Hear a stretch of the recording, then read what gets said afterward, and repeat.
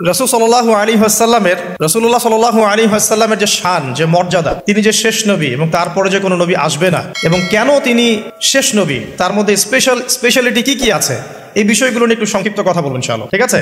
ওয়া মা তাওফীকি ইল্লা বিল্লাহ আলাইহি তাওয়াক্কালতু ওয়া ইলাইহি উনীব। আমি আলোচনা শুরু করতে যাচ্ছি একটা হাদিস থেকে।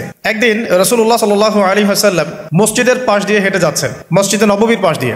তখন সাহাবায়ে কেরাম রাদিয়াল্লাহু আনহুম আজমাইন তারা মসজিদের মধ্যে বসে একটা বিষয় নিয়ে কথোপকথন করছিলেন। তো নবী সাল্লাল্লাহু আলাইহি ওয়াসাল্লাম জিজ্ঞাসা করলেন যে তোমরা কি নিয়ে কথা বলছো, তোমরা কি নিয়ে কথোপকথন করছো? তখন সাহাবায়ে কেরাম রাদিয়াল্লাহু আনহুম তারা বলছেন যে আমরা কিয়ামতের আলামতগুলো নিয়ে কথা বলছিলাম। কি নিয়ে কথা বলছেন? কিয়ামতের আলামতগুলো নিয়ে সাহাবীরা কথা বলছেন। তো সাহাবীদের কিয়ামতের আলামত নিয়ে কথা বলার কি দরকার ছিল? তাদের সময় তো আর কিয়ামত হবে না। দরকার ছিল কি? সচেতনতা। তারা ফিতনায় নিজেরা যেন না পড়ে যান, এই জন্য সতর্ক থাকতে চাইতেন। এই কারণেই ফিতনাময় পরিবেশ নিয়ে আলোচনা করতেন।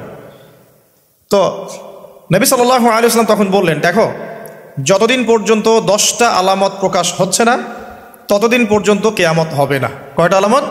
10টা। নবী সাল্লাল্লাহু আলাইহি ওয়াসাল্লাম প্রথমে বললেন, এক নাম্বার হচ্ছে মাসিহুদ দাজ্জাল। কি নাম? মাসিহুদ দাজ্জাল। 2 নাম্বার হচ্ছে ইয়াজুজ এবং মাজুজ।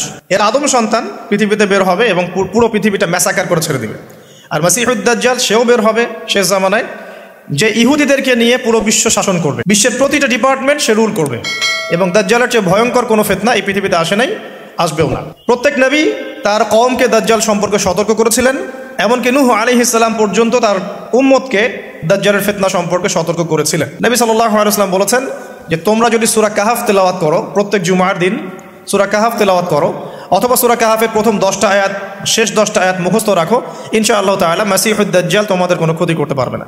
1 মাসিহুদ দাজ্জাল, 2 ইয়াজুজ আর মাজুজ, 3 হচ্ছে ঈসা ইবনে মারইয়াম। ঈসা ইবনে মারইয়াম যতক্ষণ পর্যন্ত না আসছেন, পৃথিবীতে আবার ইউটার্ন না করছেন এবং তার হাতে মাসিহুদ দাজ্জাল নিহত না হচ্ছে, কিয়ামত হবে না। 4 দাব্বাতুল আরদ, অর্থাৎ পৃথিবীর ভিতরে একটা প্রাণী আছে, মাটি ফেরে এই প্রাণীটা বের হবে কিয়ামতের আগে আগে, এবং এই প্রাণীটা মানুষের সাথে কথাবার্তা বলবে, কথা বলতে পারা প্রাণী। এই যতক্ষণ বের হচ্ছে না, কিয়ামত হবে না ইনশাআল্লাহ তাআলা।